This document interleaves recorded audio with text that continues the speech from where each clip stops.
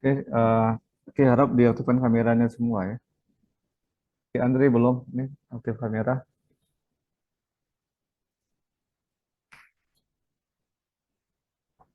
Oke, baiklah pada pertemuan ini kita akan bahas uh, materi ke-13 ya. Itu mengenai nilai tukar tetap dan nilai tukar fleksibel. Oke, seperti yang diketahui bahwa setiap negara itu memiliki sistem nilai tukar yang berbeda-beda. Ada yang menggunakan fixed exchange rate dan ada yang menggunakan floating exchange rate. Ya. Mengapa menggunakan dua sistem itu kan yang berbeda? Ini dikarenakan adanya cadangan devisa yang berbeda-beda setiap negara. Jadi untuk bisa menstabilkan sebuah mata uang, ya, negara itu harus memiliki cadangan devisa yang cukup. Dan itu akan pengaruhi keputusan negara tersebut apakah akan menggunakan nilai tukar tetap ataupun nilai tukar yang fleksibel. Apa yang disebut sebagai nilai tukar tetap?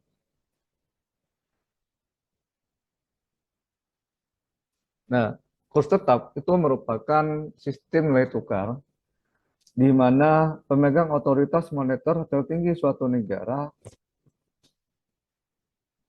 atau central bank menetapkan nilai tukar dalam negeri terhadap negara lain yang ditetapkan pada tingkat tertentu tanpa melihat aktivitas penawaran dan permintaan di pasar uang, yaitu dengan mengaitkan nilai suatu mata uang. Nah, jadi pemegang otoritas dalam hal ini ya, tidak bergantung kepada yang namanya mekanisme pasar. Jadi kalau misalnya berbicara penawaran dan permintaan di pasar uang, itu lebih kepada mekanisme pasar. Nah, kenapa? Karena nilai tukar uang tersebut itu sudah ditentukan oleh bank sentral negara tersebut, ya, atau pemegang otoritas moneter tertinggi di suatu negara. Nah, jadi sudah ditetapkan sehingga tidak lagi mengacu kepada mekanisme. Itu kalau tetap ya, artinya sudah nilainya tadi tidak mungkin lagi baru-baru. Oke, kemudian sistem kurs tetap ini bersifat tetap, ya, harus mengikuti aturan-aturan yang sudah dibuat oleh bank sentral pemerintah. Artinya dalam hal ini ketika bank sentral sudah melakukan penyesuaian peraturan, maka sistem kurs itu bisa saja akan mengalami perubahan.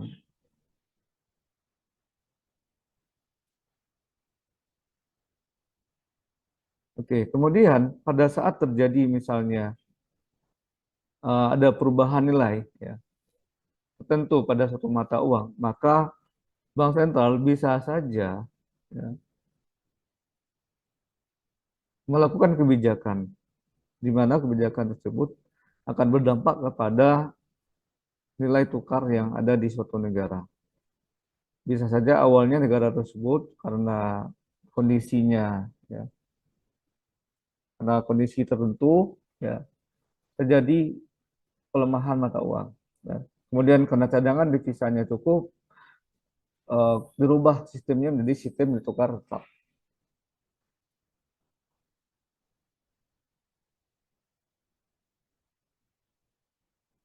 Ada beberapa faktor yang mempengaruhi kredibilitas nilai tukar tetap. Ya.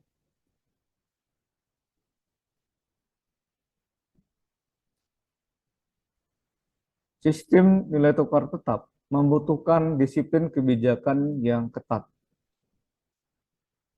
Sistem ini membutuhkan intervensi aktif dari bank sentral atau otoritas pemerintah. Selain itu, penerapannya juga memerlukan komitmen yang kredibel dan kebijakan yang efektif untuk mempertahankan suku bunga tetap.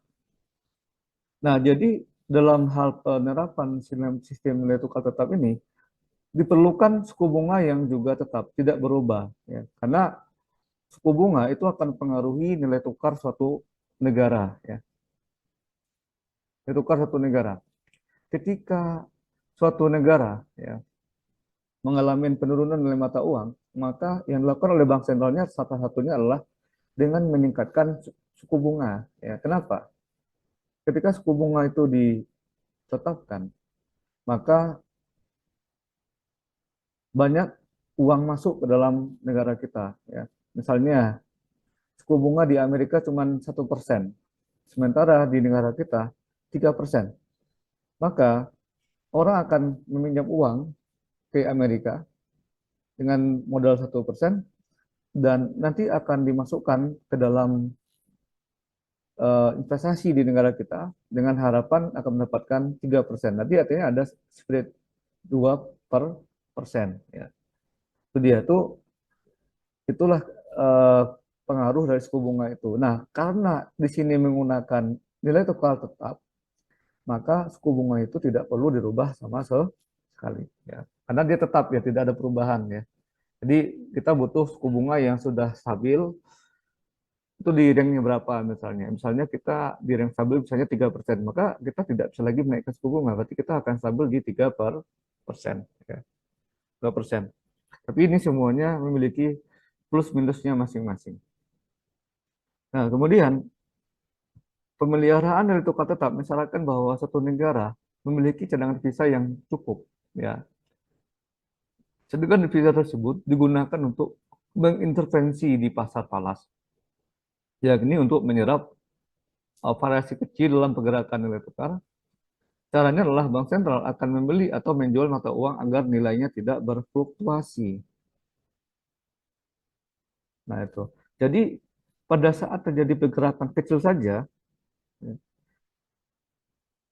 bank sentral itu harus melakukan pembelian ataupun penjualan. Misalnya, rupiah ditetapkan nilainya 10.000 misalnya per dolar. Kemudian rupiah melemah saja ke 11.000, maka cadangan devisa kita harus siap-siap kita keluarkan untuk membeli rupiah. Ya, dalam hal ini menjual dolar gitu ya. Nah, dengan demikian maka nilai rupiah akan kembali ke 10.000. Begitu juga sebaliknya. Nah, semakin besar yang ketiga, semakin besar cadangan devisa, maka semakin kredibel intervensi pasar. Semakin kredibel. Semakin sebaliknya, jika cadangan devisa relatif kecil, intervensi dapat menjadi titik efektif ketika ada serangan spekulasi jangka pendek. Nah, itu dia. Jadi intervensinya itu tergantung kepada cadangan devisa. Jadi kalau cadangan devisa semakin gede, pemerintah bisa mengintervensi nilai tukar negara tersebut. Ya, bisa mengintervensi apakah ketika kondisinya naik ataupun dalam kondisi itu turun.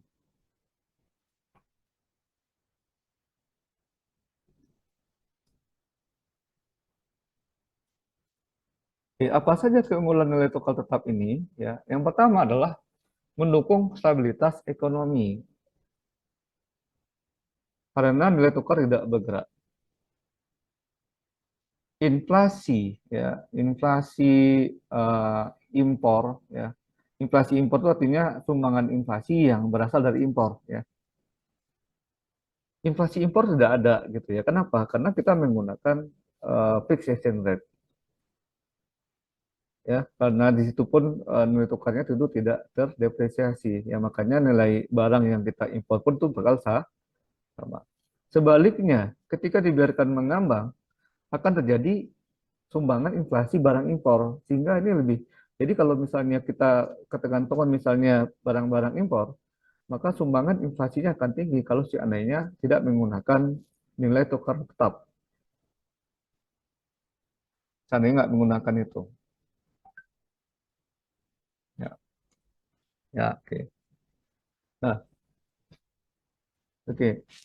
Kemudian nilai tukar tetap menarik bagi modal asing karena tidak melibatkan risiko transaksi. Ya. Kenapa? Pengembalian dari investasinya bisa lebih terukur, seperti halnya keputusan bisnis lainnya. Jika mereka berinvestasi di negara yang mengadopsi nilai tukar tetap, mereka tidak perlu memproyeksi nilai tukar di masa mendatang untuk menyesuaikan tingkat pengembalian yang akan mereka peroleh. Jadi sangat menarik. Kenapa? Lebih rendah risiko. Kenapa? Karena suku bunganya pun sudah fix ya. Artinya tidak ada lagi fluktuasi ya. Sehingga ada kepastian mendapatkan keuntungan. Selanjutnya, ada efek apa namanya ya, efek negatif dari depresiasi dan apresiasi mata uang terhadap neraca perdagangan itu dapat dihindari. Kenapa? Karena memang tidak ada depresiasi ataupun apresiasi. Kalau suatu negara mengalami depresiasi mata uang, itu akan mengakibatkan ekspornya akan naik. Ya, kan nilai tukar turun ya, maka barang-barang kita murah, ekspor kita naik. Itu positif bagi neraca perdagangan kita. Tetapi sebaliknya, kita akan mendapatkan sumbangan inflasi dari barang-barang impor. Tapi kalau kita misalnya kondisi apresiasi, ekspor kita turun, ya, ekspor kita turun, dan itu akan mengakibatkan kerugian pada neraca perdagangan kita. Oke, ada beberapa kelemahan nilai tukar tetap ini. Yang pertama itu memperburuk neraca perdagangan karena nilai tukar mungkin menjadi overvalue atau undervalue. Ya, overvalue itu artinya gini, misalnya kita menetapkan ya rupiah itu 10.000, bisa saja itu overvalue, ya overvalue. Ya, karena bisa saja rupiah itu tetapnya mungkin di angka 12.000, bukan di 10.000. Bisa juga undervalue. Artinya apa? Bukan 10.000, bisa saja di 8.000 atau 6.000, itu namanya undervalue. Itu artinya di bawah yang sudah stabil, yang sudah kita tentukan. Nah, kemudian tidak semua negara memiliki cadangan devisa yang cukup untuk intervensi. Tidak semua negara ya, memiliki cadangan devisa yang cukup untuk intervensi. Minimnya cadangan devisa membuat rentan terhadap serangan spekulatif yang mana dapat merusak sistem nilai tukar itu sendiri. Ya. Jadi sistem nilai tukar tetap ini harus memiliki yang namanya cadangan yang tetap. Kemudian fleksibel. Nah, fleksibel ini adalah kebalikan dari nilai tukar tetap itu sendiri. Ya. Nah, nah, di sini ya bank sentral membiarkan nilai tukar bergerak bebas tanpa intervensi. Kenapa? Karena tidak ada cadangan devisa yang bisa digunakan. Ya, jadi sekarang terjawab. Ya, kenapa rupiah itu kok bisa terus melaju ke angka yang lebih tinggi ya? Atau bisa terdepresiasi terlalu dalam misalnya sampai ke 15.000, terkadang sampai ke 16.000. Kenapa? Karena negara kita adalah menganut nilai tukar fleksibel. Tapi bisa dibilang sebagai nilai tukar fleksibel yang terkendali, ya. Terkendali, tetap dikendalikan. Cuman dikendalikan kan tentunya dengan jumlah duit yang terbatas, ya. Kalau misalnya tetap ketika terjadi sedikit ada pergerakan, maka pemerintah langsung bisa melakukan tindakan. Tapi kalau nilai tukar fleksibel, karena terbatasnya cadangan devisa, itu membuat pemerintah tidak akan selalu bisa dalam menindai, ya, dalam mengatasi pelemahan nilai tukar rupiah. Nah, ada beberapa hal yang bisa mempengaruhi permintaan dan penawaran uang domestik. Yang pertama itu adalah tingkat inflasi. Ya, kalau inflasi di suatu negara tinggi, itu akan mengakibatkan suku bunganya menjadi lebih tinggi. Ya. Jika suku bunganya tinggi, maka pemerintah akan meningkatkan suku bunga ya, suku bunga, dan suku bunga yang tinggi akan mengakibatkan masuknya modal asing ke dalam bentuk simpanan, dan itu memperbanyak cadangan dolar kita ya. Itu akan membuat rupiah kembali stabil ya. Jadi dengan inflasi dan suku bunga itu sudah sekali jalan ya. Nah, terhadap perdagangan, semakin banyak ekspor daripada impor, maka cadangan devisa kita akan lebih gede. Kenapa? Karena dolar yang masuk lebih banyak daripada dolar yang keluar.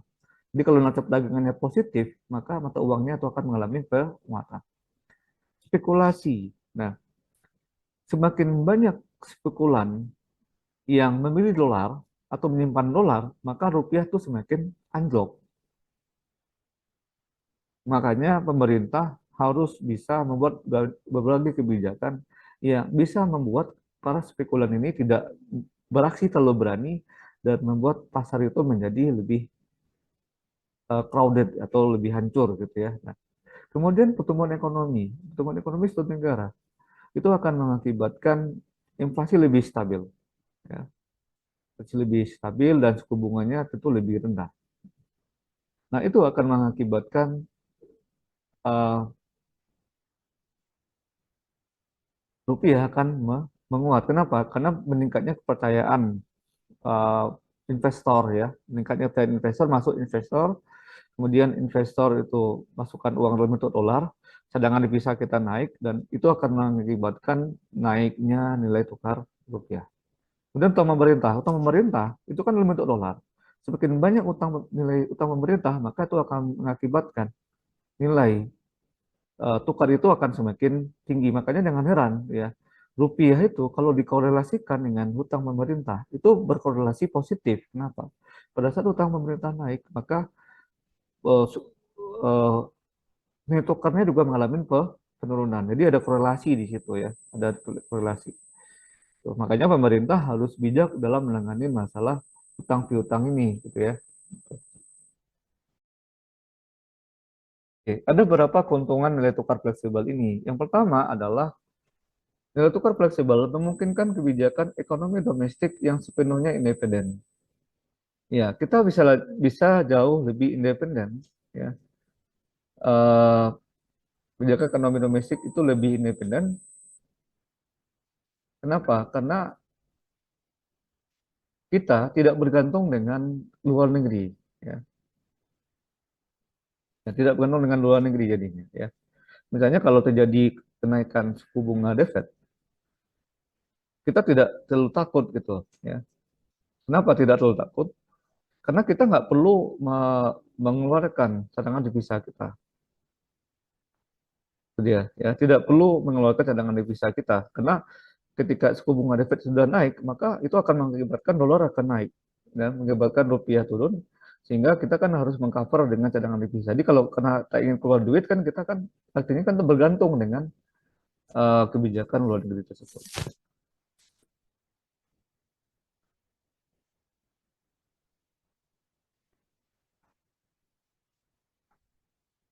Oke, kemudian tidak memerlukan cadangan devisa yang besar. Ya. Nah, jadi pada nilai tukar tetap memerlukan yang namanya cadangan devisa yang besar. Di mana bank sentral membutuhkan cadangan yang besar itu untuk melakukan intervensi di pasar valuta asing. Jadi tetap itu butuh uang lebih banyak ya. Jadi sebenarnya mana lebih murah?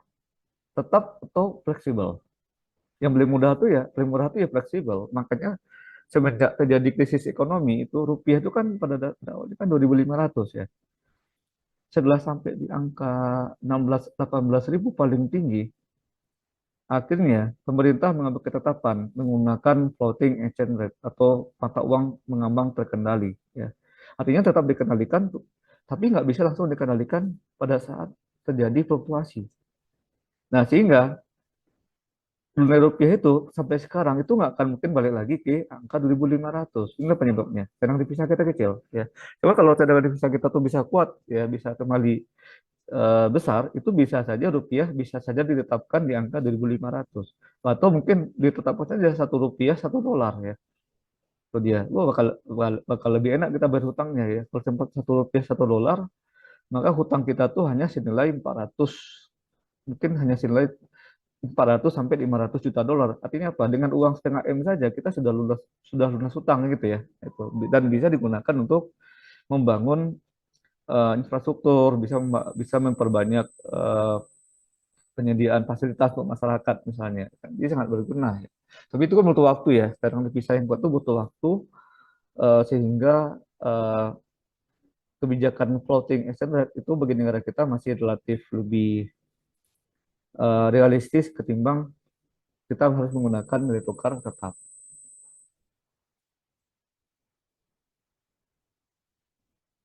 Nah, itu dia. Ya. Kemudian, nilai tukar fleksibel memungkinkan kebijakan ekonomi itu lebih independen ya. Artinya kita nggak perlu bergantung dengan negara lain. Nah, kemudian apa kerugiannya? Ya.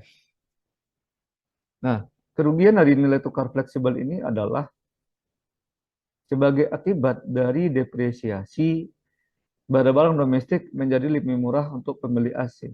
Ya, ya.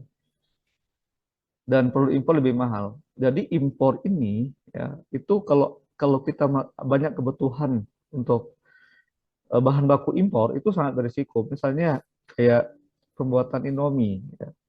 Itu kan dia impor gandum dari negara lain. Karena kita nggak tidak memproduksi gandum. Nah, makanya ketika terjadi depresiasi nilai tukar rupiah, itu akan mengakibatkan harga gandumnya naik. Ya, itu akan mengakibatkan terjadi kenaikan harga gandum dan membuat harga produk-produk makanan yang berbahan makan gandum akan mengalami kenaikan. Ya, impornya turun, nah tetapi ekspornya itu mengalami kenaikan. Nah, jadi baik depresiasi ataupun apresiasi itu akan memiliki eh, keuntungan dan kekurangannya pun masing-masing. Nah, kemudian kerugian yang berikutnya adalah nilai tukar fleksibel itu sulit untuk mencapai stabilitas ekonomi. Iya, ini sangat sulit ya, sangat sulit. Kenapa? Karena tidak ada intervensi membuat mata uang kita tuh cepat kali melemah dan dan menguatnya itu pun nggak pernah banyak gitu. Misalnya gini, rupiah itu sempat melemah sampai ke 16.000 ya, sempat sampai ke 16.000. Nah, tetapi pada saat pemerintah mencoba melakukan intervensi, ya, mencoba membeli rupiah karena cadangan devisa kita nggak gede, pemerintah tidak bisa menaikkan lagi ke angka yang sebelumnya, misalnya dari ke 12.000 gitu ya, nggak bisa. Kenapa? Karena cadangan devisa kita tidak cukup untuk membeli itu, ya, nggak cukup lagi untuk meningkatkan nilai tukar rupiah, sehingga tidak bisa dinaikkan dengan sangat signifikan kembali kepada nilai awal tadi.